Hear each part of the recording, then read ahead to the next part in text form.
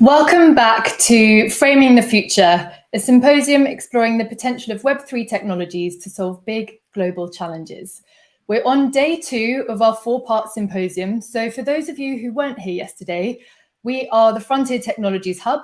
We are funded by the UK's Foreign, Commonwealth and Development Office, or FCDO, as they'll be referred to today. We've been working together to explore the potential for frontier technologies to tackle global challenges. I'm Abby Freeman, co-founder of Brink and head of futures on the Frontier Tech Hub. I'll be your host for today and for the symposium this week. Thank you, Abby. I'm Abby's co-founder at Brink, Lea Simpson, and the innovation director of the Frontier Tech Hub. It has been my great pleasure to commission, research, and curate these few days to meaningfully explore the potential for Web3 for global challenges. I'll be here all this week too, sharing what we've learned and getting to grips with the possibilities along with you all. Thank you for joining. So we're at part 2 of our 4-part symposium. Yesterday, for those of you that weren't here, we framed the challenge. So we asked, what are the big global challenges that we're facing? How might Web3 technologies provide solutions for those challenges? And if you missed it, you can watch the full replay on the YouTube link that you have. Today, we're speculating about the future. So we're going to be asking, why is speculative design useful for solving global challenges? What might the future hold? And what are some alternative visions of that future? And we'll be doing that by hearing about some research that we've been doing as part of our work, and then 8 short, sharp lightning talks from people working and dreaming across the spectrum of speculative futures. Tomorrow, we're heading back to the present, so we'll be coming from these potential future scenarios of today, day 2, to ask what needs to happen now to ensure a positive future. If we found ourselves in some of the potential scenarios that we'll be exploring, what are the things that we'd wish we'd have done today? And then finally, part 4 on Thursday, we'll be asking, so what now? What needs more investigation and investment before we can make it reality? And should we even continue to work with Web3 in our organizations? And if so, how? We're streaming the talks and discussions here on YouTube Live. And if you'd like to engage more in the event, you can comment in the chat box here on YouTube. I've seen a few of you already start to comment and share where you're joining us from. So please do add to the conversation. We've got Mexico, Mauritius, and Phil says less exciting Exeter, but I think that's still exciting. So welcome to each and every one of you. And please do share where else in the world you're joining us from. It's great to see. You can also check out the reports from our research process on the website, and the links will be coming at you in the chat right now. Great. So yesterday, we touched on the intention of this symposium to get beyond the 2 hard and fast camps of Web3 as either flash in the pan or panacea, and instead to kind of get into the nuance of what it might be, the gray areas, the maybes. And we also talked about using the benefit of hindsight around how Web 2 played out to make sure that we don't move fast and break things this time around. We think, we being the Frontier Tech Hub, think that now is the time and the moment to consider our tools and ask how we might more mindfully shape this third web so that it serves the greater good. So why are we speculating in order to do this? Well, there are 3 main reasons. First, we really want to get a rich sense of the big picture. In 2013, Lord Rees, Astronomer Royal and the former president of the Royal Society, said, "It's better to read first-rate science fiction than second-rate science. It's a lot more fun and no more likely to be wrong." Well, Lord Rees, if you're listening, we couldn't agree more. When it comes to Web3, we realized that studying what's already happened would only have gotten us so far and only given us a very small part of the picture. So here are some examples. El Salvador is going to come up quite a lot in today's discussions. In February, Fortune magazine reported that tourism in El Salvador was up 30% since it made Bitcoin legal tender. And the whole story was told in quite a positive light, like the move had been a good thing for the country. In November, so earlier this month, Bloomberg wrote, El Salvador's $300 million Bitcoin revolution is failing miserably. So the story has kind of changed, and this is no surprise, really. All progress is a jagged line, and all progress has twists and turns. So instead of being at the mercy of these twists, we decided to take evidence of those twists into consideration and ask what they might become in the future in order to get a sense of the big picture. So the second reason we are speculating is that we know technology doesn't exist in a vacuum. Its potential is, of course, massively informed by context. So alongside the trajectories in Web3, we'll also be exploring the macro trends that are likely to define our world more broadly. So for this, we're looking at things like the climate crisis, water scarcity, the rise of authoritarian powers. These are, of course, the factors that our future selves would have wanted us to take into account. And finally, we are speculating to give ourselves mental models. So a mental model is an explanation of our thought process about how something works in the real world. To make sense of this, imagine in 2002, someone invited you to consider applications for the social web, like Web 2. At the time, chances are we would have lacked the mental models to imagine things like the global events that have been informed by such platforms and Web 2, like imagine the Arab Spring, Black Lives Matter, or even the role that platforms like Ushahidi have played in crowdsourcing crisis information and humanitarian responses like earthquakes. By speculating together, our hope is that we can start to form mental models around these use cases and help us to imagine how Web3 might play out a little bit better. So in order to do this, in order to speculate, we will be hearing from two of the experts that we've commissioned as part of this work. I'll be very pleased to introduce Miguel Bello and Manuel Jano from Pluriversa. If you're thinking that no discussion about Web3 would be complete without a visit to El Salvador, which we've already talked about, then you are in luck. Pluriversa are going to share their field notes from the future and how the country's move to Bitcoin is actually impacting everyday life through some of the work that they've done with us over the course of the summer. And the team have also tracked trends, signals of the future, and where it might all go through a series of really provocative and interesting scenarios, which they'll be sharing too. If you're inspired by their speculative futures, and I'm very sure that you will be sure to check out their report for more information. And after that, as Abby's already said, there'll be a series of lightning talks with inspiring guests sharing their thoughts and vision for the future based on what they're seeing and working on. And we will introduce each of those lightning talks as they happen. For now, it's my great pleasure to welcome Miguel and Manuel to kick us off.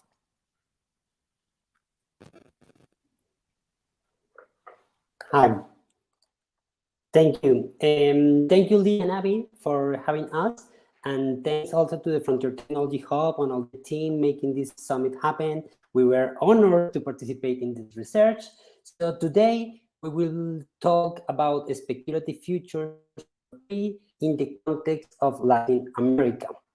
We believe that this perspective from the Global South helps us to develop more sustainable interventions on Web3 initiatives.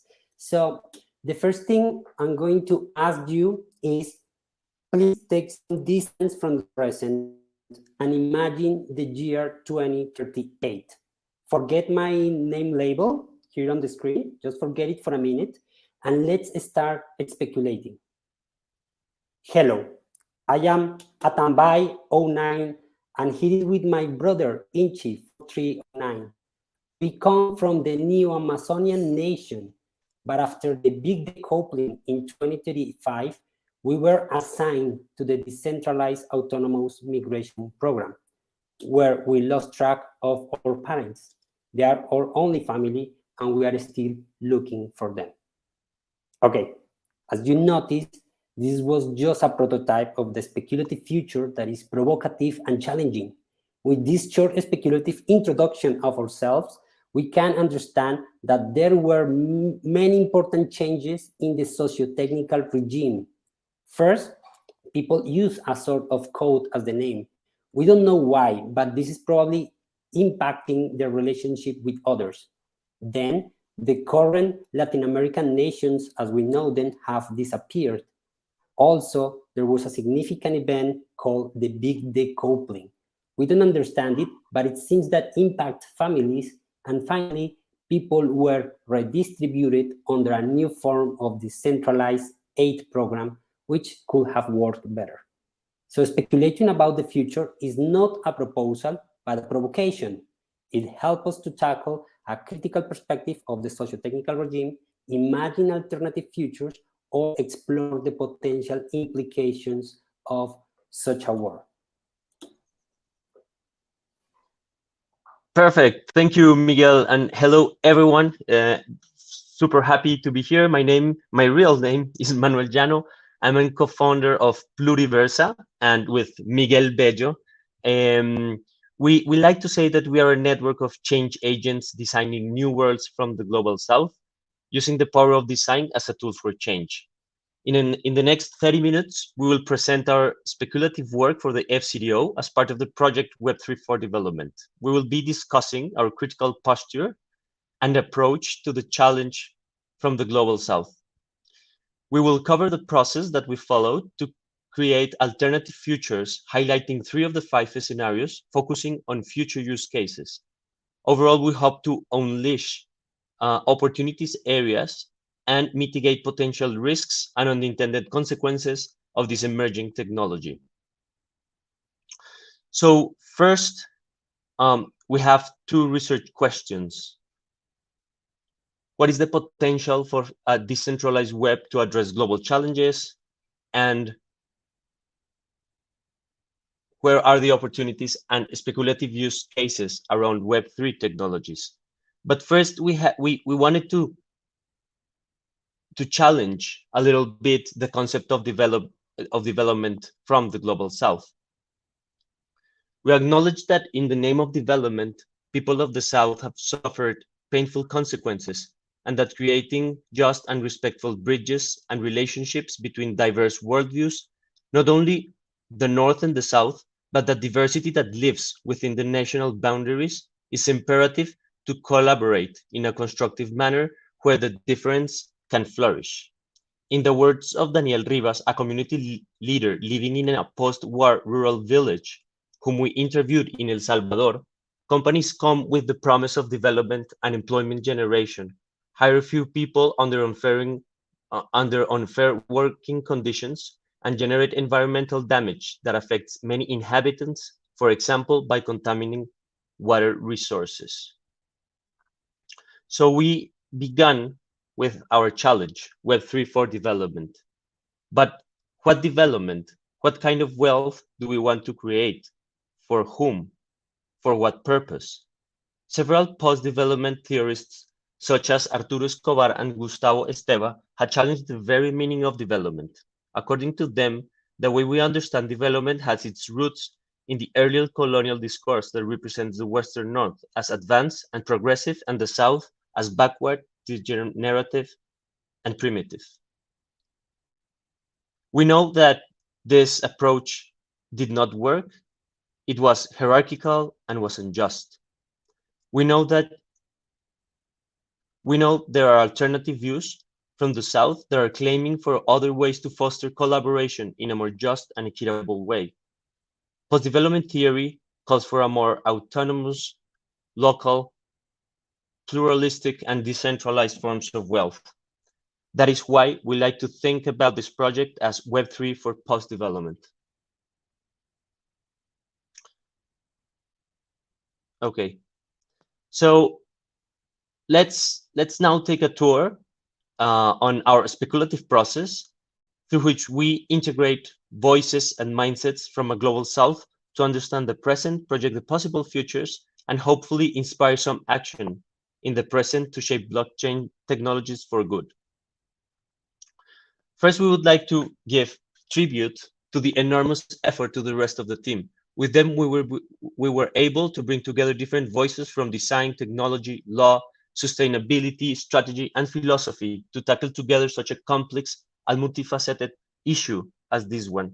At Pluriversa, we know that by connecting different creative minds, we can solve and understand complex problems as we did for this project. So we use the futures cone to explain and capture our creative process. For those who have not seen it before, this cone represents the development of multiple alternative futures. The further you go in time, the uncertainty of the future increases. First, we make sense of the present and the forces of change that are shaping the future of Web3 today. Then we analyze Bitcoin. I'm sorry. Okay. Then we analyze Bitcoin adoption in El Salvador, the first country in the world with Bitcoin as a legal tender. We also co-imagine possible futures with grassroots organizations. And finally, we map possible futures in 2038 as a result of all the research. As part of the scenarios, we also thought about potential impacts 10 years from 2038 to map unintended consequences and potential risks. So we visualized possibilities to the year 2058. So let's talk about how we mapped emerging trends. We researched strong and weak signals that are influencing the Web3 issue at the present, including political, economic, technological, legal, social, and environmental problems. Strong signals are elements that are already happening and have high certainty to develop, and weak signals are most nascent with less certainty of surviving or evolving. After having covered many signals, we found that the relationship between them and found emerging patterns and forces. In the example, we see how territorial regeneration through blockchain, that is the posted in the middle, is a pivoted signal that connects a cluster of strong signals like global climate tech is on the rise, and weak signals like water vigilance through technology or sustainable distributive co-living through blockchain. In the same way, we found 11 trends that emerged from our research. We believe these are fundamental forces of change defining the future of Web3 in Latin America. Let's name them to glimpse what you can find in the report that we encourage you to download from the page of the symposium or our web page. So the rise of the common ethics, advanced food production, measuring nature, accelerating the regeneration of nature, blockchain-powered GovTech, supply chain disruption, blockchain-powered private companies, normative tension, increased social unrest, nationalizing crypto, and new technologies, same crimes. Secondly, we did field work in El Salvador. For 8 days, we did an immersion to find evidence about the adoption of Bitcoin and its perspectives towards the future. For 8 days, we were able to observe and test Bitcoin systems in the country, including ATMs and wallets of both governments and other players, and we were able to gather qualitative impressions from detractors as well as fans and developers of the cryptocurrency. We were able to buy a sandwich using a local wallet and see how kids were using Bitcoin as a tool for financial inclusion. As a result of the observation, we identified drivers and barriers to adoption. These elements seem vital to undertaking a Web3 project anywhere in the global south. Again, in our report, you'll find a detailed description of each of them. Still, to give you an idea of the result, the adoption drivers are associated with a bottom-up strategy developed by entrepreneurs in the first Bitcoin beach in the world, El Zonte. Elements such as local leadership support and the participation of young people make the initiative have traction and be scalable in the population in an organic way. To give you an idea, Bitcoin Beach wallet grows 200% in users monthly. On the other hand, the barriers discovered have more to do with the top-down strategy of Bukele's government and its massive and hierarchical adoption of the cryptocurrency. Elements such as politicizing Bitcoin or using Bitcoin as a political ploy create trust frictions that drive people away from adopting a cryptocurrency. The Chivo wallet, the one the government deployed, is being massively abandoned daily. We also had the opportunity to co-create futures for equity and sustainability with more than 20 grassroots organizations in 3 different territories, exploring different future perspectives. We believe that this process of listening and reflecting with people who fight for equality, peace, human rights every day is a step towards creating healthy bridges between different perspectives. When it comes to shaping a technology that can influence the lives of millions of people, his perspective is paramount of its proper development. To guide the conversation about possible futures, we use the framework created by Bill Sharp of 3 Horizons of the Future. This framework jointly explores the cracks or ruptures of the current system, the H1, the initiatives that arise to create alternatives for these shortcomings, H2, and the preferable and fair vision that takes time to develop, H3, that is the green line above. As provocations, we brought references, initiatives disrupting the current system, challenging how the future could be transformed. With these inputs, we co-create 4 future horizons in a matrix with 2 vertical axes, centralized versus decentralized and global versus local, that you can see at the top right of the slide. Okay, and finally, with all the knowledge we accumulated in the project, we mapped diverse possible futures 15 years from now. We have to stress here that these narratives do not pretend to forecast precisely what could happen, but to have the intention to be provocative so we can see more clearly the opportunities and risks of Web3. To make sense of all the research we gathered, we used the Futures Map tool proposed by Madeleine Ashby, where we organized all the data into a time versus uncertainty matrix. We map in this framework signals of change, trends, disruptive references, significant events, other trends, phase 3 ideathon results, and data of the fieldwork and research future scenarios. In long discussion sessions with the team, we determined where to put each item and how it connected to others on the map. In the end, we could see how 5 emerging threads appeared on the map where our 5 scenarios were born. Here you can see the connections of one of the scenarios that Miguel will explain in a moment. Okay, thank you, Manuel. Okay, for today, we would like to share with you 3 of the 5 scenarios we developed for the year 2038 and share some speculative use cases for each of them. So the first scenario is called the rise of the living city. This scenario imagines a future in 2038 where Latin American megacities are transformed through novel models of community governance and community financing, also exploring the problems that come with high technology implementation. So in this scenario, Latin America is experiencing a boom in relational cities. This means cities that are not only facing climate change, but also generating systems that relate to life and surrounding ecosystems. So this movement was made possible by the agreement signed as a smart contract on Web3 by 15 Latin American megacities in Lima, Peru. And these 15 megacities within the agreement do not allow linear economies. And this is the beginning of a truly circular economy at scale in Latin America. For this purpose, the Internet of Things and sensorization in megacities play a critical role in the governance of such agreement.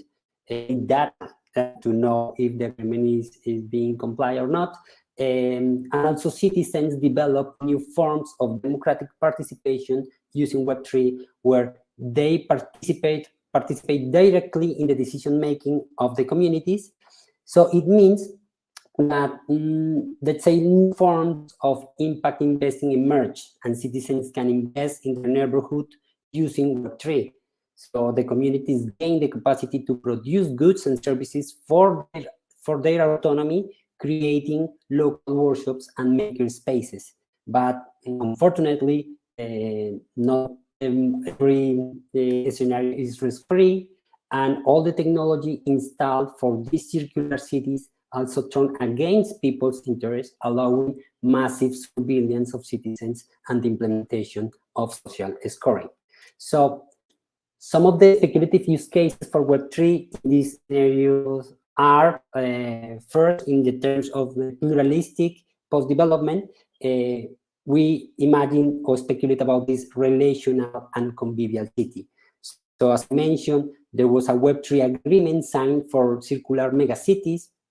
And in this agreement, the idea is that human life could coexist with nature and symbiotic systems with the bioregions. And of course, IoT and city sensorization for public data through the blockchain plays this crucial role. So another of the use cases is based on the decentralized concept. So we imagine this evolution of DAOs or DAOs called decentralized autonomous city governments or DAGOPs.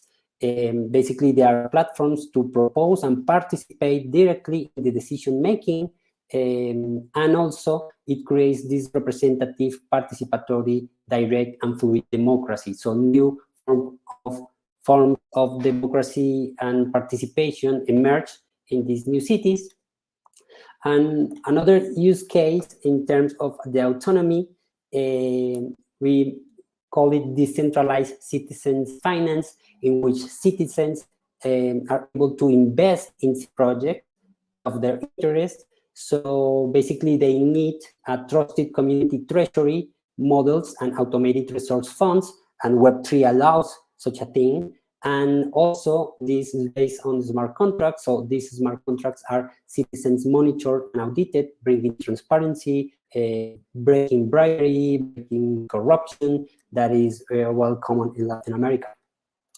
And the last use case we want to highlight in terms of the local concept is the Web3 powered local co-production. So thanks to international funds that goes through the DAGOs, communities were able to install advanced maker spaces and fab labs. So we reached a level in which local manufacturing became a proper form of employment for community building. So this playing with the idea of 15-minute cities that we hear just right now.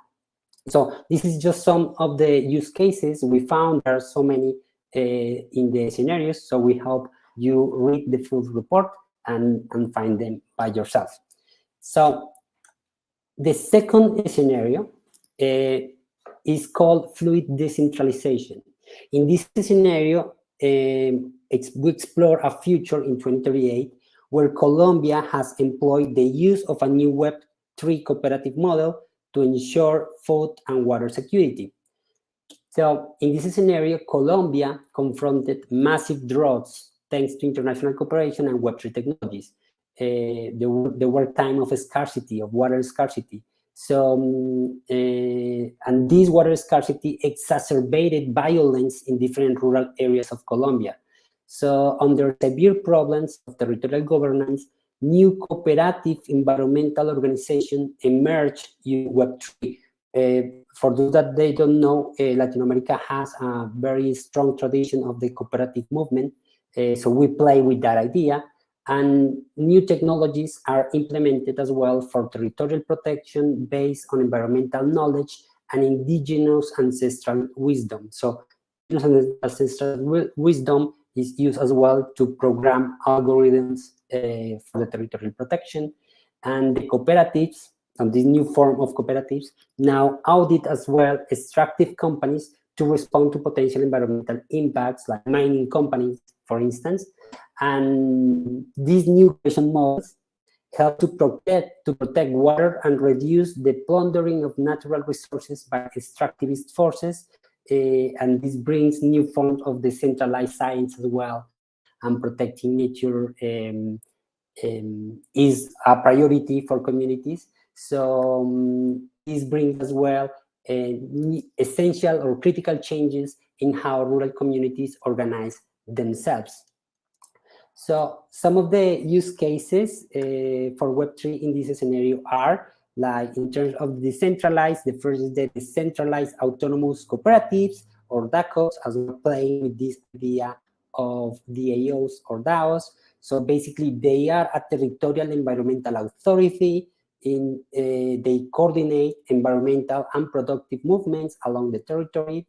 And we also imagine that they could create this sort of staking or Web3 eco-staking, in which companies must provide some funds as a guarantee in order to avoid environmental impacts. So they control basically the permits for these extractive companies and also the sort of punishment using Web3.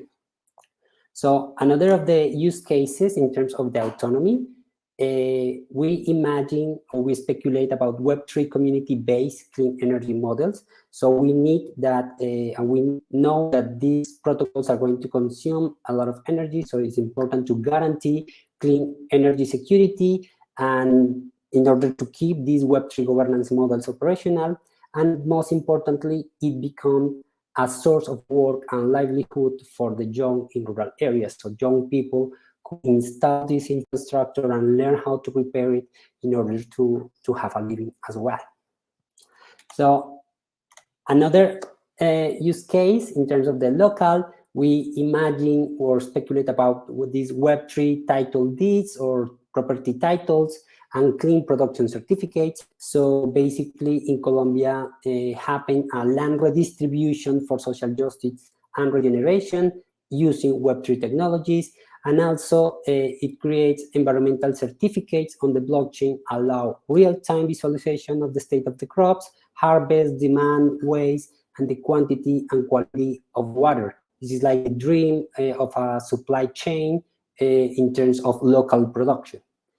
And finally, in terms of the pluralistic concept, we speculate about the contributive accounting and citizens scientist programs. This also inspired by your friends in phase 3.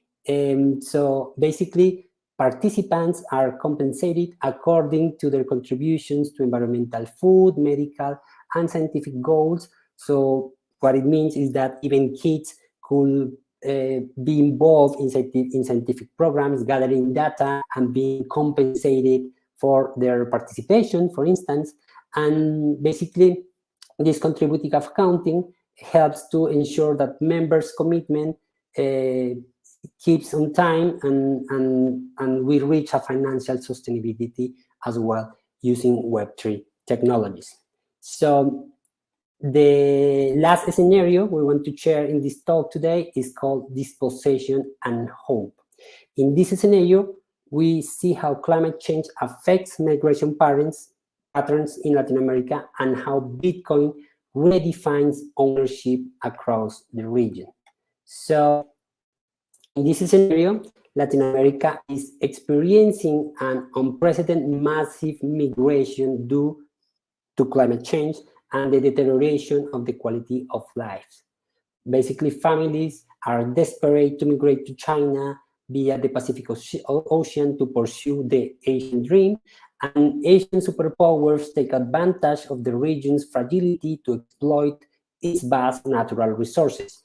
So the centralized system is crumbling, and these all centralized nation states collapse in Latin America, making evident the obsolescence of the United Nations. And all this suffering enable a new form of society, a new form of mindset. So in which there's the creation of a decentralized society framed by bioregions, and we call it the decentralized Latin American Brotherhood. So these bioregions that gain national statuses, such as the Amazonian Long Nation or the Orinoco Valley Nation or the Central Volcanic Nation, they have some counterpart risk. So Bitcoin, for solve this, Bitcoin is declared the continental reserve currency, bringing a new era of autonomy, peace, prosperity, and security.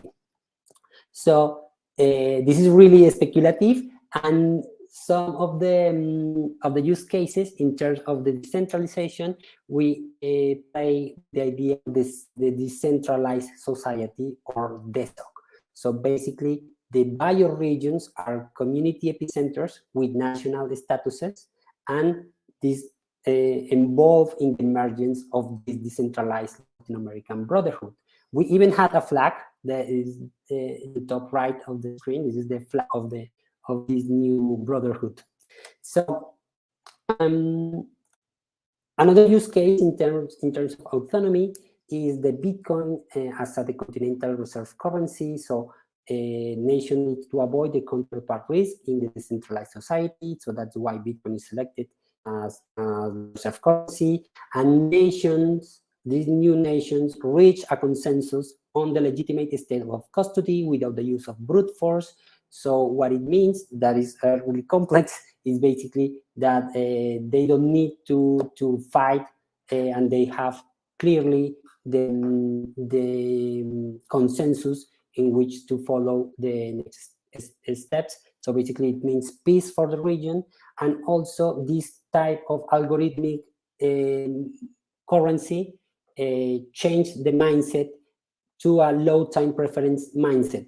So what it means is that citizens consume less and invest more in their future because they don't want to spend this limited money in some full things, basically. So the third use case, in terms of local, we imagine a Web3 host common good balance sheet. This is really important. So basically, gross domestic product, or GDP, is abolished. That only measures financial performance. So these new nations establish a new qualitative indicators where the benefit is to increase the common good of all these brotherhood. And finally, in the terms of the pluralistic, we saw how artificial intelligence for migration and environmental protection, in which artificial intelligence anticipates the migratory flows to avoid the collapse of natural systems, but at the same time, this artificial intelligence manages strategic capital allocation under a decentralized solidarity economy. So basically, it can move the resources where are needed the most for avoiding the environmental impacts and saving lives. So we developed another two scenarios, basically. The one on the left explores the implication of automated entities integrated with cryptocurrencies. So one of the questions is, what could go wrong when robots and avatars trade at the speed of light in the metaverse? And the one on the right is the most dystopian one, where we explore the collapse of the current financial regime and how cryptocurrencies plays a catastrophic role in what happens next. So you can find them as well in our report. So as a final reflection, let's talk about the importance not only of speculative design, but also of the perspectives from the global south, as Manuel already explained us a bit. So when we explore our current institutions, sometimes it is hard to change our perceptions or to challenge their purpose towards sustainable and equitable futures. So speculative design helps us to challenge the socio-technical regime in which our public institutions are framed, their technological interventions, or even their future purpose. We are facing times of change at so many levels, so Web3 is only one of them, but one way or another, they are all interconnected. So for this reason, from Pluriversa, we want to share 5 key themes for the transitions from the Global South. These themes should be considered success indicators for transitioning towards sustainable and plural futures.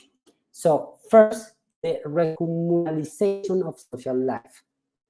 It means that communities, basically we know that are broken and the social fabric is broken too. Every new intervention or public policy must provide fertile soil to provide or to create more and stronger communities. The second is the relocalization of economic activities, energy, food security. The neoliberal model of economic development did not work. We need to foster interactions between the locality. Third, the strengthening of autonomies. We need to provide the means and agency to the communities to allow them to reach their objectives and have a self-sufficient life. And next, the depatriarchalization and deracialization of societies. Latin America is a highly diverse continent. It is necessary to challenge the socio-technical regime that prioritizes males, exploits women and nature. The same is the case of race, and we should provide mechanisms to avoid racial exclusion in our society. Finally, reintegration with Mother Earth. In the modern world, we are disconnected from our natural beings. Ancestral wisdom from the global south provides with some powerful ideas and practices to reconnect. Technology won't save us from the climate collapse, but a radical reintegration with Mother Earth. Finally, these themes will allow us to rethink ourselves, rethink our societies, and rethink our public institutions. Can you imagine a speculative public institution that implements these key themes? Well, we did it. Just imagine the Foreign, Commonwealth, and Post-Development Office. Thank you so much for your time, and you can find more about us in our website, including the 3 reports on the Web3 that we discussed today. Thank you so much for that talk, Miguel and Manuel, for talking us through your methodology and that deep dive into 3 of your 5 speculative scenarios. I loved hearing about the method, the scenarios, and you're getting some comments in the chat about the visuals as well, and some big provocations for us all at the end there. For more on the other 2 scenarios in Pluriversa's work, you can refer to their report, which has been shared in the chat. Okay. Next, we're going to take you on a major tour now. We have 8 lightning talks. They're called lightning talks because they're short and sharp, just 7 minutes each. And we'll be hearing from 8 different speakers, each sharing their vision for the future of Web3, based on the signals they're seeing today and the projects they're working on already. Every one of these speakers is someone exploring and toying with the space of Web3. They're from across private and public sector, research and action, global, hyperlocal. You'll see there's quite a breadth and depth of topics that you're about to hear. And our hope is that this will give you all as well-rounded a view as we've gained doing this project and this research on Web3. As always, you can live tweet using the hashtag that we have for this week. It's hashtag FTWeb3. So feel free to join on Twitter as well. Okay, without any further ado, we're going to move on to the first of our lightning talks. And I'm so pleased to be welcoming Roland Harwood from Liminal. This is someone who we've been in conversation in this space for some time. It's really great to welcome you, Roland. Roland's going to be speaking about rebuilding utopia and what we need for Web3 to work. Welcome, Roland, and over to you. Thank you, Abby. Thank you, everyone. So our vision was simple: a habitable planet for all. The environmental movement had represented 70 years of abject failure. Scientists, NGOs, politicians, investors had all failed to make material gains. Markets preferred cheap, unsustainable energy, and society preferred not to care. But times were changing. So back in 2022, when we realized that climate change represented the biggest opportunity on the planet, as well as the greatest challenge we all faced, we knew we had to unleash the transformative forces of entrepreneurship and collaboration to give ourselves a chance. We already had the tools and the vision. Now we just needed to apply them. Even further back, in '93, when I first encountered the web as a student, Web 1.0 promised to bypass media gatekeepers and let more direct forms of democracy flourish. Web 2 then created vast new networks of connected people. But revolutions get stolen, so we decided to take it back. The wild and weird old web became a grim provincial shopping center. Digital uprisings like the Arab Spring imploded, freedoms briefly tasted, then lost. And the big social networks became cesspools of rage and disinformation. But we knew it doesn't have to be this way. There's something new coming, a slow combination of advances in cryptography and network architecture, leading to tangible innovation where money and government and desire meet. Web3 was now aimed at reforming the way global systems operate, how the shareholder-owned corporations can be rewired, not only how money flows, but how information moves, science is conducted, and how mission-critical systems like free, fair, and reliable media can run. Yet some had already called time on Web3. They had said it had entered the dystopian phase, overrun by bad actors, by predatory capital, built on weak technology and fanciful economics, an amplifier of inequality. But it had no fundamental economic value, merely speculative value, plus some tasty features for tax avoiders. Yet where both sides agreed, Web3 was and still is a super fluorescent, high-speed, boundlessly various, fully web-native phenomenon, humming with potential. In 2022, it was already crashingly obvious that finance would only become more digital and that it would inevitably get tangled up in big questions around identity, permissions, access, and ownership. Crypto was unsafe, hard to use, and the incentives appeared mainly to be to keep the music going, keep the corruption going until the music stops. We therefore welcomed the crypto winter, in which more stupid and corrupt projects froze. It had become evident that to effect lasting change, there was a role for government, thus far asleep at the wheel or minded to encourage innovation by leaving it alone. And markets couldn't do this on their own either. Government existed to fund, regulate, and coordinate things that markets couldn't, wouldn't, or didn't. Web3 was no different. We noticed that the most pressure to move things forward was in places where human need was greatest and legacy technologies were not the incumbents.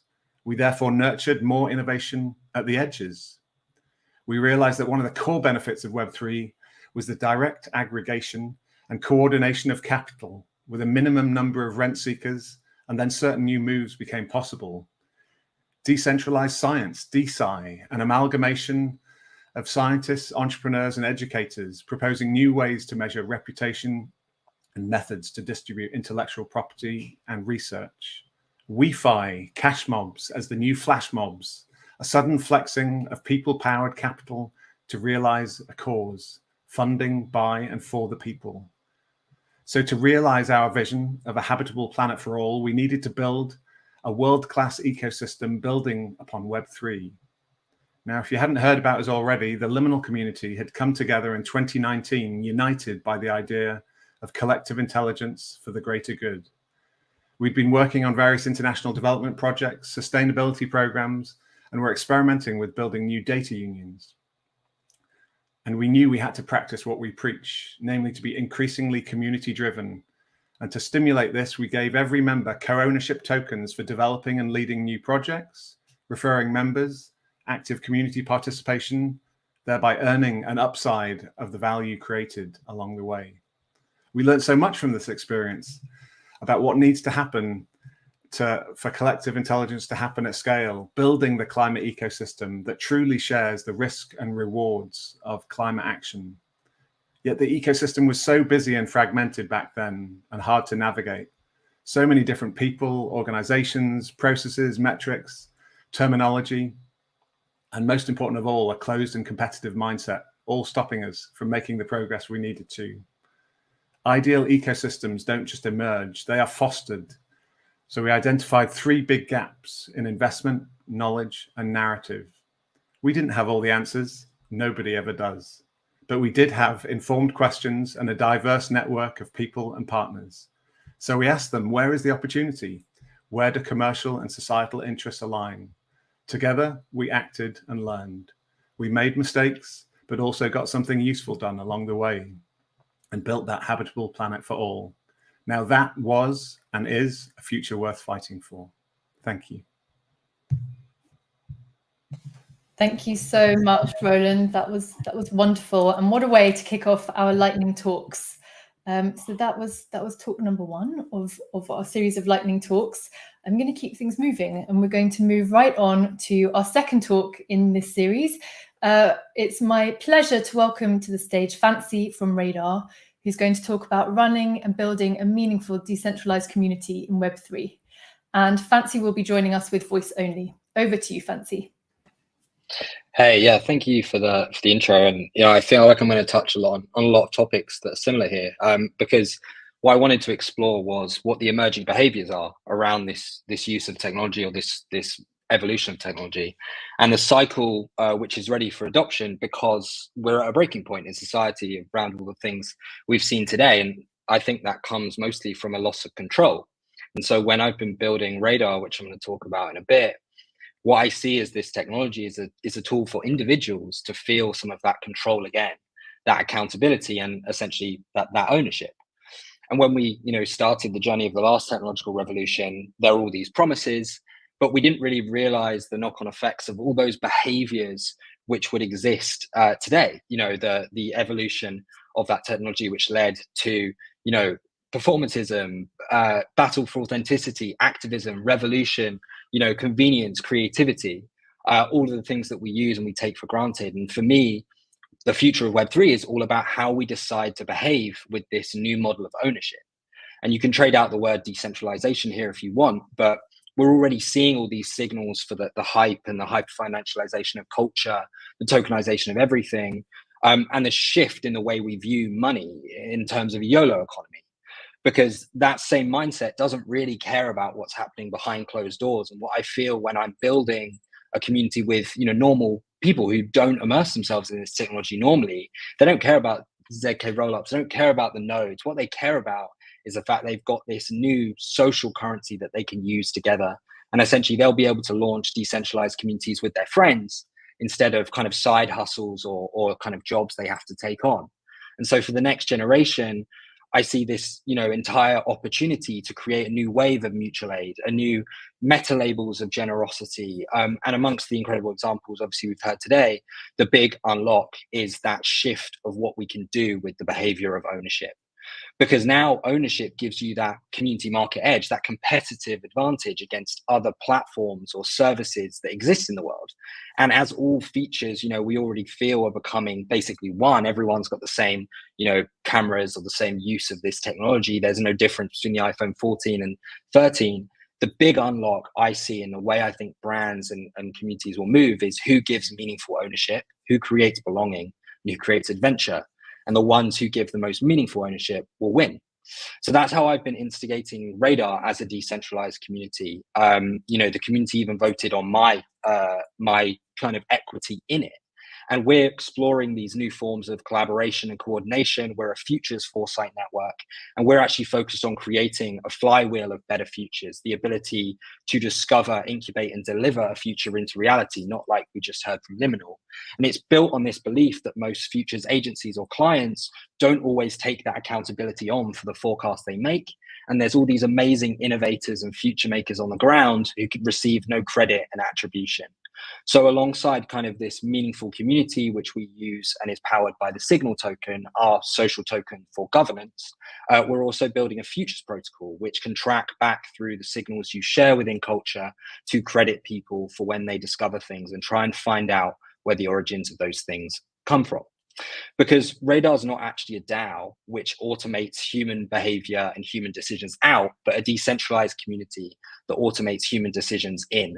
We try and make it a space for generosity, abundance, and signals. And over the last year, we've produced our first ever futures report, bringing together hundreds of collaborators, a global project team, and over 10 weeks produced this report. But then with that report, we turned it into hundreds of ideas, products, services, campaigns, content, and communities that would flourish and thrive in the future that we imagine together. And we did that over 7 days, where the community actually voted even on which ideas we wanted to get through and give a grant. And finally, we gave those projects some grants to continue on in their journey to reach a future in sync, which was our vision for a better future at this time. And all of that is done in an open source and decentralized way, because the focus is that each one of those communities will take on that mindset, and they will be able to self-propagate, fund, and grow their own self to become autonomous. And that's where I think, you know, we see the real future of Web3 become what we want. More transparent spaces, better communication, better collaboration. And I'm part of tons of decentralized communities and DAOs and advising, you know, brands and venture entering the space. And I believe it comes down to these 3 pillars, which I always try and really encourage. How do you create a sense of belonging? You know, what's the values in which you want the community to share? How do you give, you know, them a shared sense of adventure? So what is the call to adventure? Why do people join, and what are they trying to reach together? And then what's the ownership you can give over that call to adventure so that, you know, you're giving ownership in reaching that goal? And then that unlocks, you know, the power of digital spaces, the future of work, and ultimately, you know, I believe how you create a better future, not repeat that extraction of the past. And so, you know, it's all to say that within all this hype and within all this chaos, like building communities in Web3 is hard. It takes time, it takes trust, it takes relationships. But some of those really interesting opportunities to overthrow the situations we're in now come with when communities come together to do meaningful things on the internet, and they unlock that ownership for each other, themselves, and actually their control over what the future may look like. So yeah, that's what we believe in Radar. I'd love everyone to come and take a look. Fancy, thank you so much for sharing your thoughts, your ideas, and actually what you're working on already, that in our second of our lightning talks. So as I mentioned at the top, these are people who are able to speculate, think about the future, because they're working very much on the frontier of what's possible now, as we heard just there from Fancy. And we're going to be hearing a bit more about that from our next speaker as well, Rob Barry from Libris Group, who's going to be talking about crypto and DAOs for humanitarian work and micro community empowerment. Welcome, Rob, and over to you.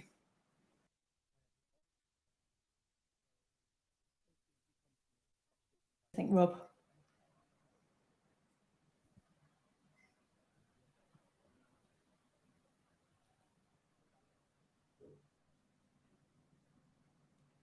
Rob, I think we're having some technical difficulties with your sound, so we're going to move on to our next speaker and come back to you shortly when we've fixed that sound technical glitch.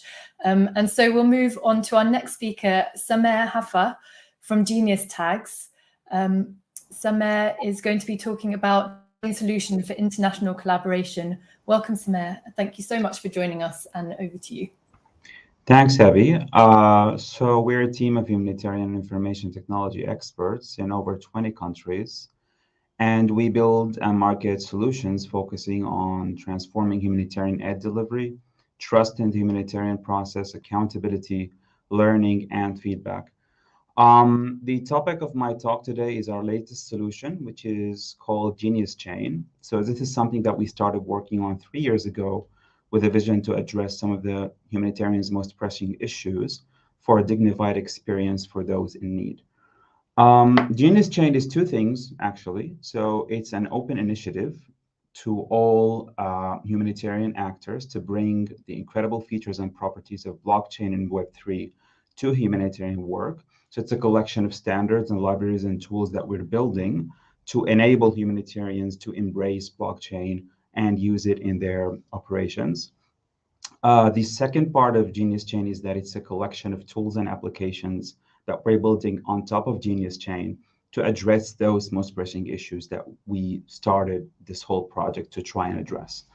So essentially, Genius Chain is blockchain and Web3 for humanitarians.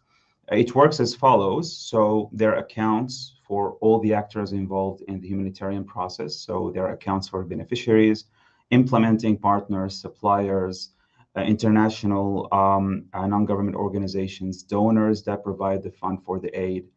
And then there's a ledger of all humanitarian transactions and events that happen throughout the humanitarian process.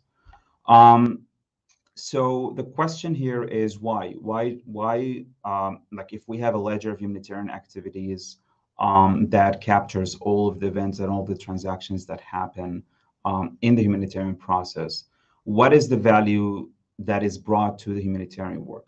And the answer is that if we have that, we leverage all the benefits and features of blockchain and Web3 and reflect that humanitarian context. So a benefit could be, so blockchain being the benefit, the permanent, decentralized, immutable record that it is, it adds a layer of transparency, trust, and credibility that makes humanitarian work much more resilient to fraud and corruption, and also incidents of abuse. So now that, for instance, beneficiaries, which are those individuals and households that are getting the aid, now that they have presence on the network and they have accounts of themselves, they can report, for instance, incidents of abuse, and then organizations and humanitarian actors would be much more efficient to address those incidents of abuse. And also through AI and data, big data analysis, there could be models that can be developed for addressing incidents of fraud and corruption. So this layer of transparency and trust and credibility can only be achieved with having something similar to a blockchain with all the humanitarian transactions. A second benefit is that Genius Chain provides a platform that allows humanitarians to automate much of their humanitarian work, so the humanitarian process.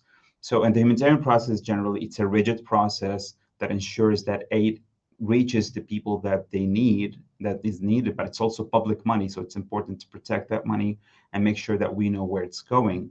So there is a lot of back and forth approvals, and so it's very rigid in nature. And it's important that it's that way, as I said, to protect the interests of those involved. But also humanitarians try all the time to find ways to improve that process, to make it more responsive and more aligned to the nature of the interventions that are happening, that it's serving. So with the platform that Genius Chain is providing, there's going to be a possibility for automating much of the humanitarian process that allows all organizations to work much more efficiently and getting the approvals and moving forward with the steps in the process in a much more efficient and faster way, which of course improves the experience for the beneficiaries. Also, it provides a space of collaboration. So now that we have all of the events and all the humanitarian process transactions on the blockchain, and with the automation that I just explained, there's going to be a lot of room for collaboration between various humanitarian actors. So, for instance, humanitarian organizations can coordinate with each other. They can work closely and coordinate their efforts and the aid that they're delivering. And also, they can plan in the future for better aid and the money that's available, how to allocate it, and to whom it should be allocated, where it should be deployed. One application that we already built, actually, which is of Genius Chain, which is to address the duplication checks issue, which is an issue that happens in the humanitarian context where organizations, where a beneficiary gets aid by multiple organizations. So this limits the impact. So we piloted that solution in Syria. It's currently being scaled in Syria. And we're also piloting that solution in Nigeria with funding from FCDO and collaboration with Frontier Tech Hub. Last thing I want to leave you with is that we'll soon be releasing a standard which lays out the best practices of how Genius Chain can be used in humanitarian context and how humanitarians can best optimize their operations and their work and make it more efficient with the use of Genius Chain and the blockchain stack that it delivers. Thank you. Thank you so much, Samer, for sharing those ideas, thoughts, and experiences with us. Samer Hafar there from Genius Tags. Okay, we're going to give it one more go. We think we've fixed the technical glitch now. I'd love to welcome back to the stage Rob Barry from Labrys Group. Rob is going to talk to us about crypto and DAOs for humanitarian work and micro-community empowerment. And Rob, you're going to share your vision for the future, grounded in what's happening now. Over to you. Thank you very much. Hopefully my sound is working this time. So in terms of our background, we came from Web3 from a more traditional background, doing humanitarian delivery and defense program delivery. And we found a lot of the different areas that we operate in, a lot of the communities have been unbanked. And this is a very traditional form of financial exclusion. And so very difficult for aid organizations to effectively pay and also interact with taskers and workers working on the ground. So we developed our kind of enterprise tasking platform that leverages Web3 technologies or leverages US dollar stablecoins to be able to effectively task and also pay a global community of taskers in hard to access areas and areas that lack kind of formal identity systems and formal banking system. So it's really marrying up traditional traditional cash-based economies or informal economies with the digital infrastructure. And although this, I guess, is a slightly less kind of future form of technology, I think it's very important to talk about financial inclusion and how to provide services to those communities that are harder to reach.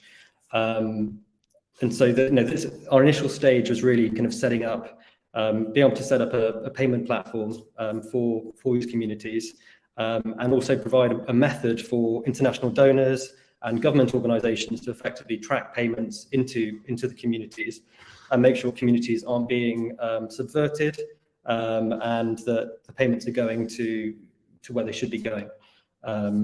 In future stages, I think this can be developed further with over-the-top financial, enhanced financial products like insurance, for example, telemedicine as well to taskers working on the platform, and also benefit payments and healthcare payments to help to generate a sense of community.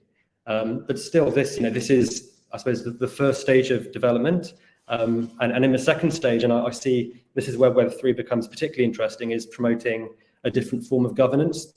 So instead of having aid priorities set by top-down donor organizations, having local communities actually vote by on-chain voting to how they want aid to be delivered, what projects should be getting priority in the local area, and also going through to monitoring and evaluation as well. How, is aid actually being delivered where it should be being delivered, and are the local workers being involved as they should be, or are, for example, outside companies being brought in to deliver programs, and how can we drive real community involvement versus a top-down delivery model. And I think local community and involvement and governance, which really can be empowered by Web3, particularly if you include secret voting by utilizing the likes of the secret network, which allows private voting, can give a different model of governance that can be trialed at a small level and then scaled up within countries. So I think it's quite interesting, because it does provide a different level of community involvement than traditional programs, and also can act as a counterweight to other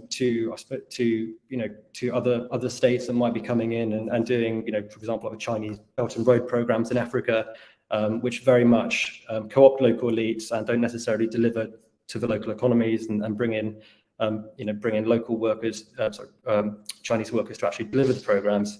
I think utilizing local governance and local control is a real way to boost participation and a real equity. I think Web3's democracy is probably the best way to look at it.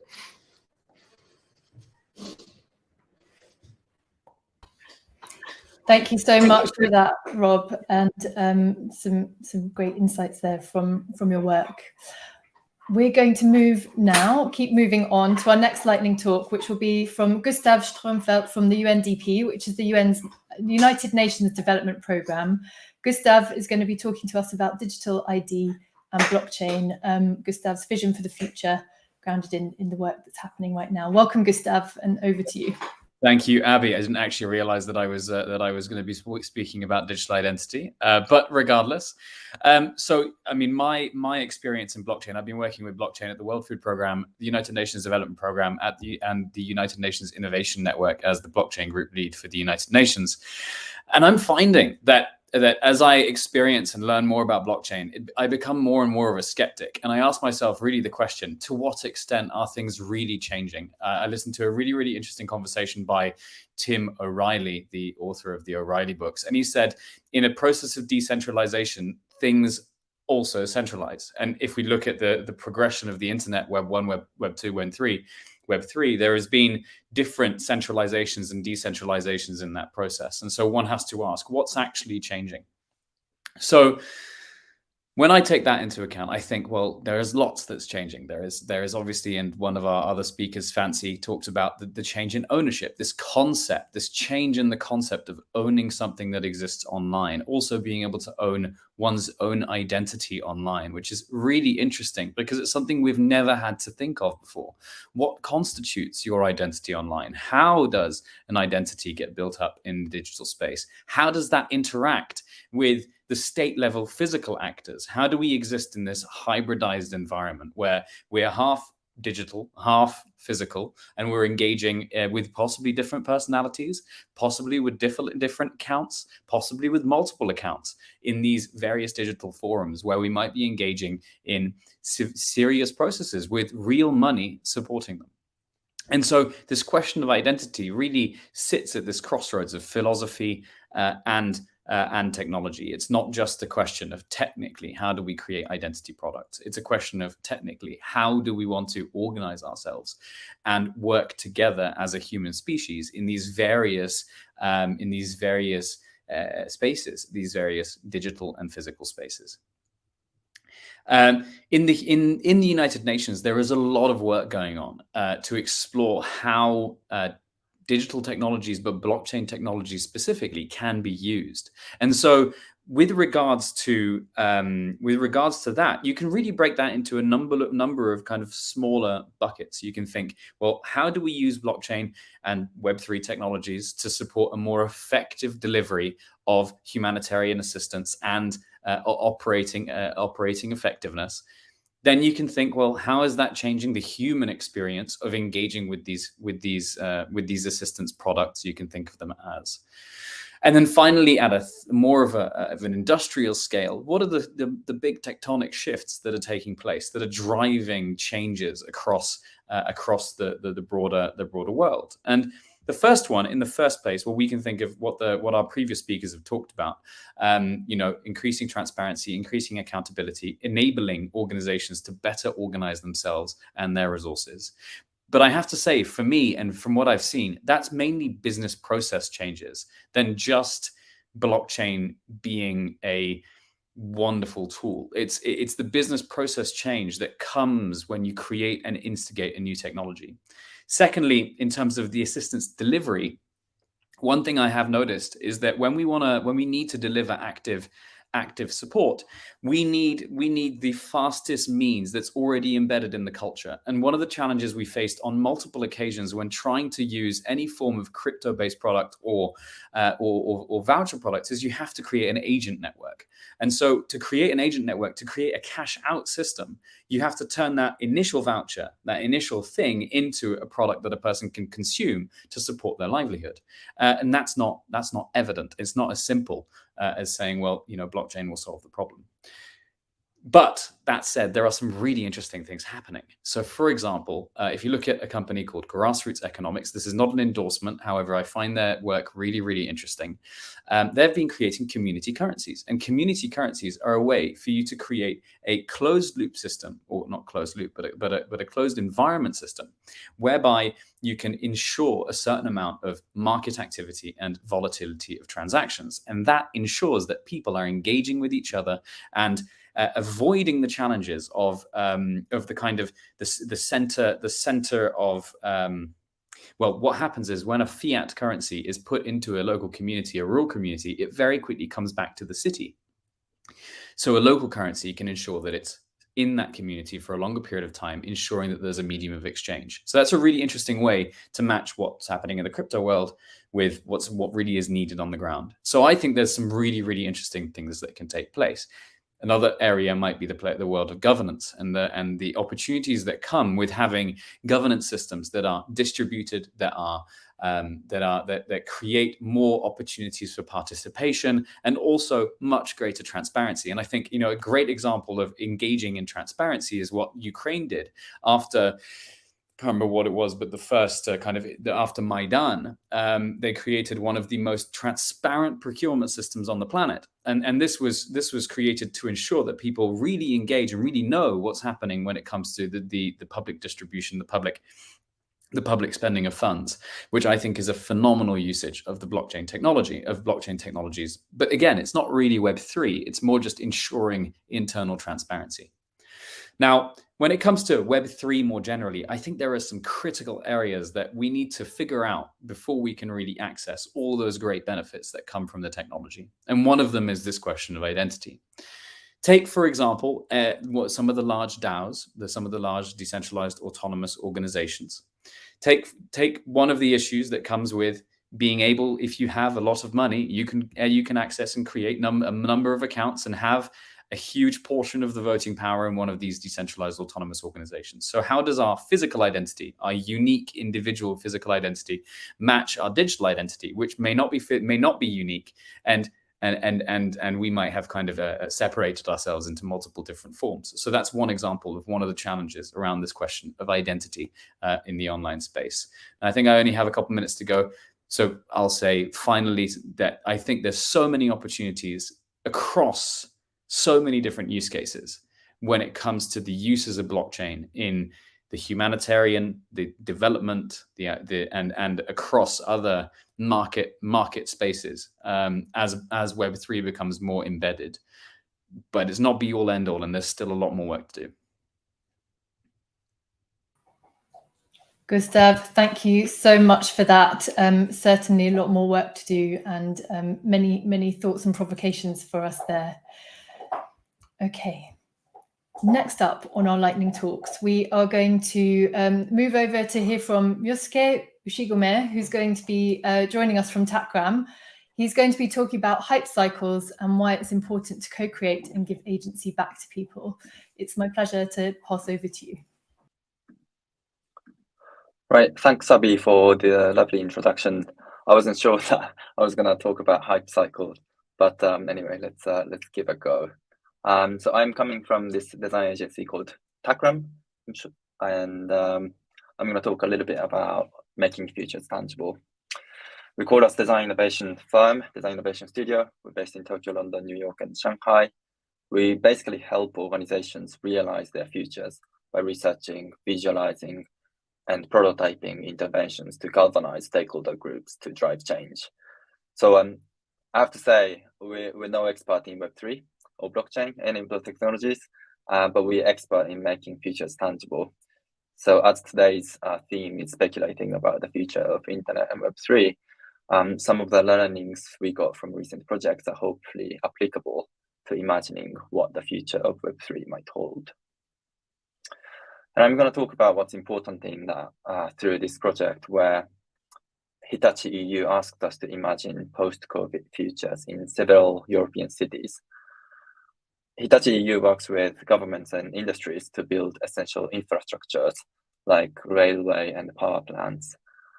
They wanted to investigate new opportunities created by the changes during COVID, such as the shift to digital and escaping from megacities. And they were trying to use, some of the designers there wanted to use speculative futures, speculative design, as a way to communicate with stakeholders in the wider R&D process. And that's why they came to us. And every speculative design project, also presentation perhaps, starts with this kind of diagram. It's called futures going. That basically shows that we need to cast wide variety of future scenarios so that we can discuss and find out where our preferable futures lie. But at the studio, we recently felt that this framework to be sort of rather limiting than liberating for designers. And our experiences during COVID made that feeling a little bit more clearer, because everyone's experiences during pandemic have been vastly different and still is. While someone could envision the future without cars in the city, many others didn't even have time for that kind of imagination, as they were working tirelessly at the front line. So one's ability to future depends on where they stand today, geographically, socioeconomically, etc., etc. So the narrow definition of today on the left-hand side might lead you into constructing a sort of one-size-fits-all vision and limit the possibility of richer depiction of futures. So we created another version of it, which is called Many Worlds Futures Going. And there are many now representing different locations and different cultures. Those futures are coexisting simultaneously, some overlapping with others. Equally, every culture carries different pasts, which affect the range of futures that one can imagine from within that culture. Going back to the project about post-COVID EU futures, we took on this kind of spirit and attitude and decided to look into 3 distinct types of European cities that embody specific trends. For example, one of the 3 locales we worked on was the suburban new town that embodies modern city dreams, such as Milton Keynes in the UK, typically. This kind of locale would tend to have a built environment designed to separate tasks geographically. So we thought this situation makes the frictions caused by the blurring of work and leisure made more visible. And we started off with a bunch of research activities, including interviewing experts in specific topics, talking to local residents, and then created what we called frameworks for transition. Some of the transitions are shown here. They are sort of they create a sort of shared understanding among the team members, but also invites imagination for the futures if we extrapolate those trends. So we exactly did that, started extrapolating these trends and started to come up with ideas of desirable post-COVID future scenarios. And they included something like temporary remote work cubes spaced among empty parking lots, autonomous delivery bots providing entertainment as well as grocery items, virtual tour guide operated from home using VR goggles, etc., etc. These ideas were all based on specific research data, but they somehow, for us, seemed a bit sort of superficial and utopian. And in these ideas, we couldn't really see the faces of people who were isolated, struggling, and feeling anxious during the pandemic. We call this, I think, a trap of utopia. So we just kind of extrapolated a trend into a desirable direction. And we ended up creating some sort of rosy, but definitely uncompelling future visions. And this happens often when we designers cannot fully engage with the audience. We try our best, of course, to empathize with the audience, but without an explicit acknowledgement and depiction of anxieties and challenges faced by the audience, a vision often results in one that lacks emotional touch points for them. So we went back and decided to present our future visions as a set of juxtapositions of forecasted anxiety on the left-hand side and desirable future, which is shown on the right-hand side, where the anxiety is somewhat addressed. For example, in the suburban town, we observed that there is a heightened anxiety that during COVID of being pushed out of the community because of the strong mutual interest between local authority and corporates. So we illustrated one instance of that anxiety becoming a reality. The high street now empty, as small independent businesses were severely hit by the pandemic, whereas big corps with a deep pocket can carry on building their new headquarters, even though no one is going to occupy those offices. And then we came up with several frameworks that describe the approaches we can take to address that anxiety.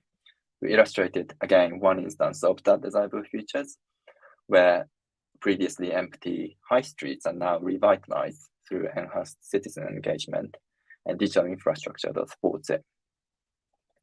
And we proposed those sets in total about like 6 sets and 12 scenes across 3 locations, and about 20 to 30 frameworks approaches.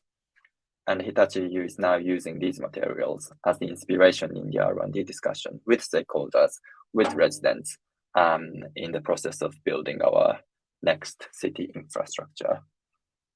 So I think what we learned here is the importance of these things, sensibility towards plurality. Everyone is having different experiences, clear depiction of challenges and anxieties. And I hope that these are also extremely useful in thinking about the future of Web3 as well. So thank you. That's my presentation. Thank you. Thank you so much for that. And if you head over to the chat, you'll see there's quite a bit of excitement about the methods that you've shared and people exchanging there. So thank you to Miguel, Rashid, Tom, and others who are very active in the chat. Do keep going, and it's great to see so much conversation sparked by these lightning talks that you're hearing today. Okay, we have just 2 left now. I'm so happy to now pass the floor over to Aidan Slavin from the World Economic Forum Crypto and Sustainability Accelerator. Aidan's going to be talking about leveraging Web3 to support a more participatory, user-centric internet. Aidan, welcome, and over to you. Great. Thank you so much, Abby, and thank you all for being here and for having me. So, as mentioned, my name is Aidan Slavin, and I lead an initiative at the forum called the Crypto Impact and Sustainability Accelerator, or CISA. And CISA was really brought together to do 2 things: to advance Web3 policy, but also to advance Web3 impact, to really help this new class of technologies flourish, through creating collaboration across the public and private sectors. Today, obviously, we've all been asked to discuss, what could the future of Web3 look like? And I think that there is no set destination for this class of technologies. And I think everyone here has an active role to play in shaping that. But at the forum, we do believe that, Web3 gives us the capacity to create a more participatory, user-centric, and privacy-preserving version of the internet. I'll talk today about two topics in particular that we at the forum are spending a lot of time thinking about these days. One is DAOs. So you've already heard, Gustav and others mention the concept of decentralized autonomous organizations. The other is digital ID, another topic that's obviously been touched on. And both of these are areas that we're doing work on actively. So what are DAOs? DAOs are these new forms of entities that leverage blockchain, digital assets, related technologies to do three things: to allocate resources, coordinate activities, and make decisions. And DAOs really exploded only in the last 24 months. So in 2020, of course, we saw a huge market surge in decentralized finance. And with that, there was an interest in figuring out how can we develop systems and processes to leverage these new technologies to support resource allocation and governance in the DeFi space. And that was really the origin of the year of the DAO, 2021, when we saw DAO treasuries, the total value that they controlled surge by a factor of 40, and the number of participants surged by 130x. So really this recent, massive explosion in this DAO space. Beyond, financial and operational tasks that DAOs can help facilitate, I really think that the best way of thinking about a DAO is that it's an experiment in real time with different models of governance. So you can think about, a DAO that has a one token, one vote system where, people are uniquely identified through holding a non-fungible asset, and they are only accorded one vote. So that's in a more classic sort of, democratic voting system. You can also think about DAOs that, allow you to use resources to buy more assets to vote. And all of those different decisions, create a very, very different future for that DAO. So while, DAOs really function to decentralize governance across several stakeholders, those design considerations, those governance considerations are really critical in determining, what that future looks like. So we have done a lot of research into the DAO space, working with DAO creators, policymakers, all sorts of individuals that are engaging with this topic, and noted that, while this new forum does face operational, technical, legal challenges, we also believe that, DAOs are increasingly going to be used to support a variety of different use cases, from philanthropy to social networking, to investing. And so we think that there's an opportunity here for not just creators in the Web3 space, but also for policymakers to engage and really seize on this chance to create a more participatory form of technology governance through DAOs. The other area that we're really working on very actively at the moment right now is digital ID. This topic has been touched on, but I think it's worth noting again that there are around 1 billion people worldwide without an officially recognized form of ID. Not having one, can create a real issue for them in terms of engaging with society in a variety of different ways. And at the same time, those of us who do have a digital ID really suffer from a lack of privacy and portability. You think about how you log into Zoom, or how you participate online. Much of that is through these federated identity providers like a Google, like Amazon, like others. Today, technical innovation at the intersection of Web3 and digital ID is producing an alternative possibility here. There is a chance to create a means of doing unique identification in a way that's both protective for institutions, that allows you to fulfill things like know your customer and customer due diligence requirements, while also offering a new degree of user centricity and privacy preservation for individuals. So what we're hoping here at the forum is that these new models of privacy preserving digital ID can be paired with advancements in policy and regulation to really provide this new form of technology with an opportunity to help institutions secure themselves, help individuals preserve their privacy. But one theme, with our work, and I think that other speakers have articulated this as well, is that technology alone is really insufficient to create this transition towards a more participatory, more user-centric version of the internet. We need things like policy, we need regulation, we need the involvement of users. And one thing that Web3 has shown a real capacity to do versus the platform-based model of Web2, is actually create a mechanism for that type of community engagement.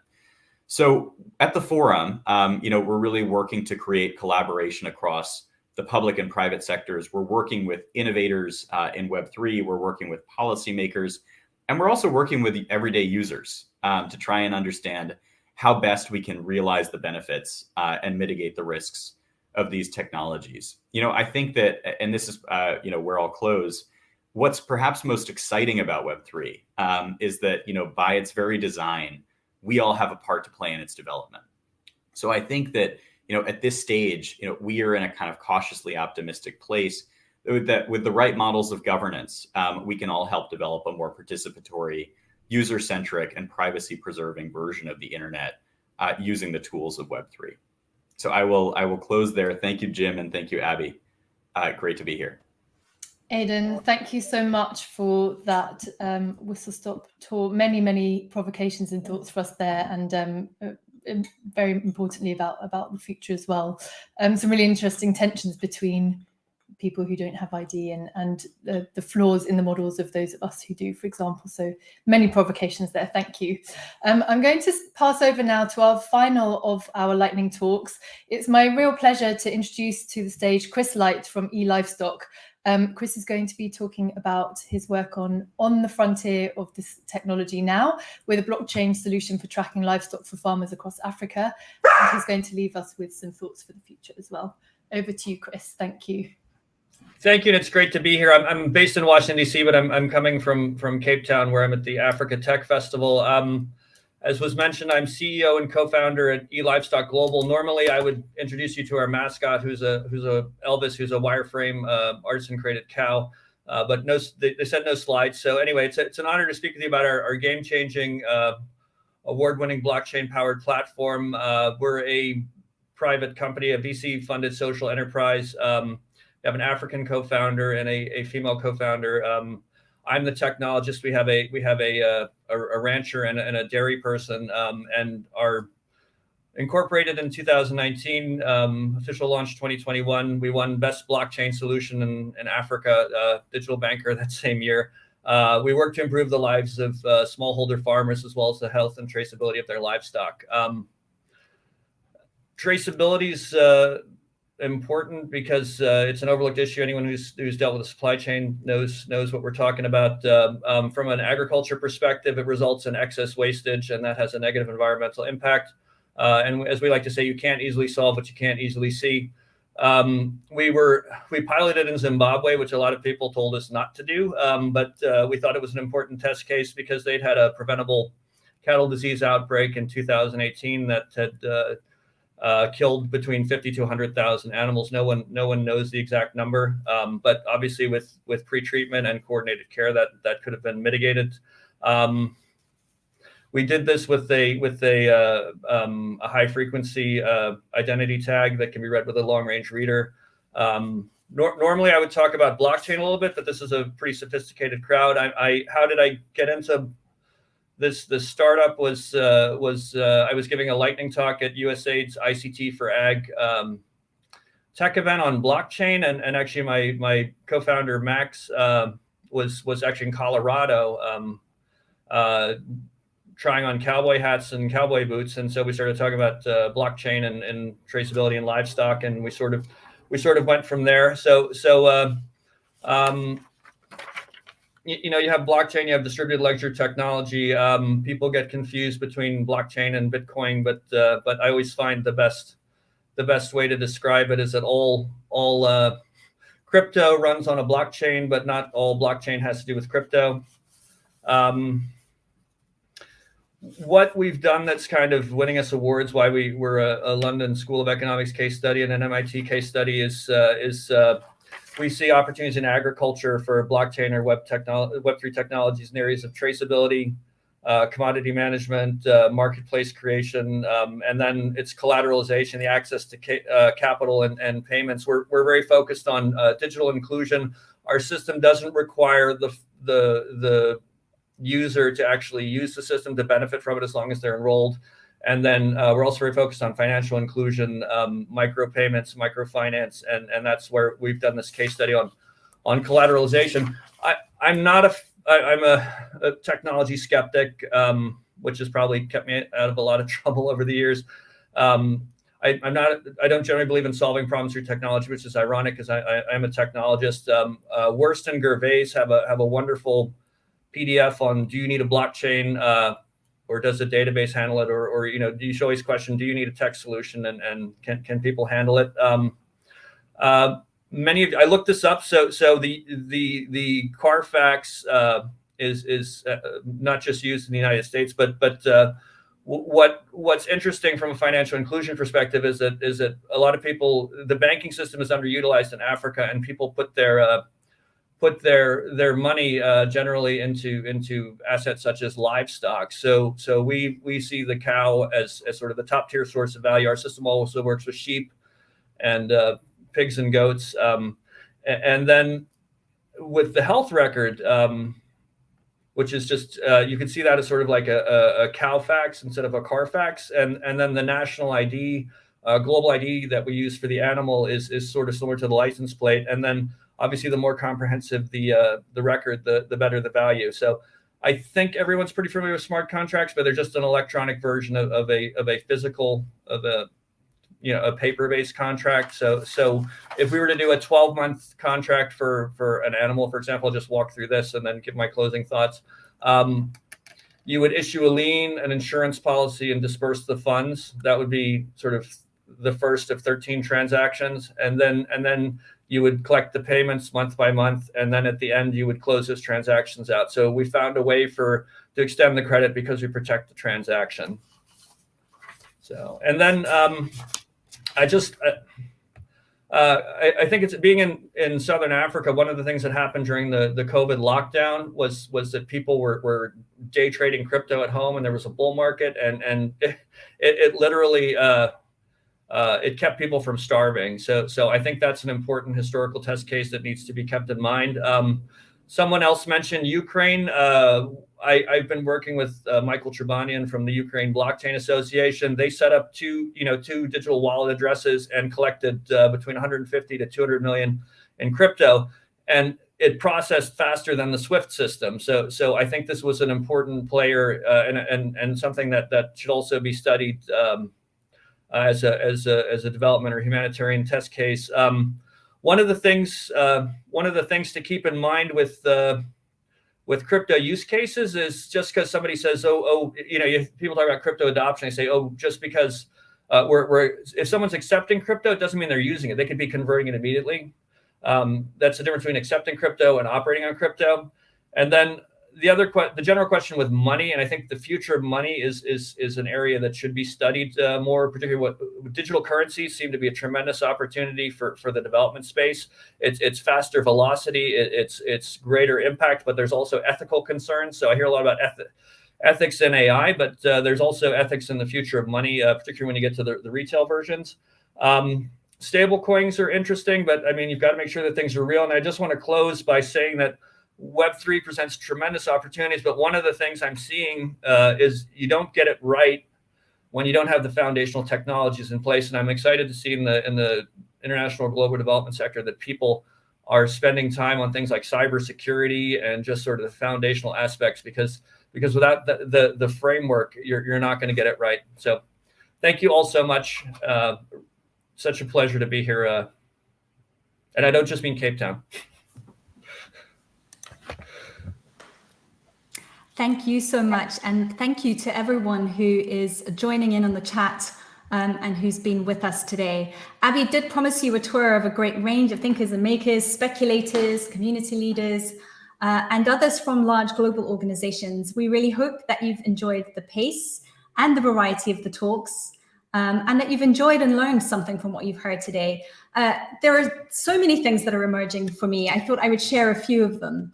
I think first and foremost, the top of the list is this idea that Web3 is not a technology that's going to replace what we're already working with.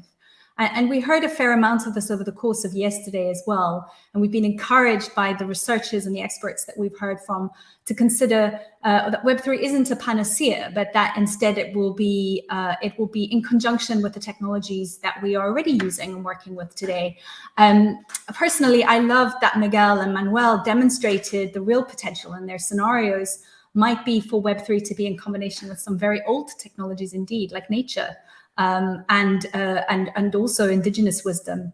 So, Web3 plus 2, 1, and other things that are perhaps more cultural, more in the mindset of the people that are working on some of these projects. A question that I am leaving with today is, what's the potential for all this data? Web 2 declared that data was the new oil. Remember those headlines? And we started to see things and learn about things like the social graph as it crept into view. As Samir was talking about transparency and immutability of the blockchain and how we might create efficiencies and trust, and the kinds of collaboration that Web3 could facilitate, I just kept thinking, what could we do with all the information and insights that fall out of those transactions and collaborations? And what's a potentially extraordinary databed for predicting future behaviors and trends and so on. And when you hear from communities and folks like Fancy at Radar, the potential of those things to combine, how networks and communities like Radar might make use of this infinite pipeline of open information. It's fascinating to me what kind of innovation it might speed up. And if you're listening in from a government agency, you may have found that there's quite a lot to learn from El Salvador. I was struck by so much of what Manuel and Miguel's talk covered in their exploration of that country's move to Bitcoin. In particular, the kind of really interesting tensions between things like crypto wallets growing by 200% a month in El Salvador, and at the same time, the government's wallet, Chivo, suffering mass abandonment. Like, how interesting. And, it makes me wonder whether maybe there can't be a top-down push of tech that's inherently bottom-up. All good food for thought, I hope, to everyone who's listening in. I mean, what do you think? It's been so great to see so many of you in attendance from yesterday, joining in again today. I'd love you to pop into the chat. What came up for you that was feeling interesting. How are you feeling about using speculation to make sense of the future? What's still unresolved for you? And I'm hoping that you'll be joining us tomorrow for day 3 of our 4-day series. Where we'll be back in the present, exploring things like risk and opportunities and ethical issues. To do this, we will be joined by Rachel Caldicott and Anna Williams.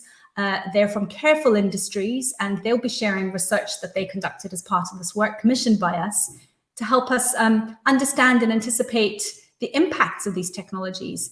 They'll be uncovering ethical issues and recommendations, and then we're going to keep them on stage and unpick some of what they've said when they're joined by other members of a panel discussion. And once they've done their download, they're going to be joined by Scott Smith from Changist, who helps organizations build capacity to sense, map, prototype, and design and shape strategy. So no doubt he will be talking to them and debating some of the recommendations and the strategy that they've set out in their paper. And we will also be joined by Dr. Becky Faith from the Institute of Development Studies, who is a world-leading expert in equitable and sustainable development globally. And Dr. Becky Faith is also an old friend of the Frontier Tech Hub, so it is going to be a pleasure to welcome her into the symposium tomorrow. All right, so we have been just so delighted by the conversation in the chat that we would like to extend the invitation to join us for an in-person chat on a Microsoft Teams link. We did this yesterday and it worked really, really well. An amazing, vibrant conversation for all those who were able to take part. If we were meeting in person, we'd probably be gathering in the room outside for coffee, to learn from one another, to chat a bit more, to disagree with each other. So if you're craving a little bit of that conversation, please hit the link in the chat. I think it should be in there now. And join the speakers, myself and Abby, in the Microsoft Teams link for an ongoing discussion for the next 15 or so minutes. Otherwise, we'll look forward to seeing you and the speakers here tomorrow on YouTube Live at 1 p.m. GMT.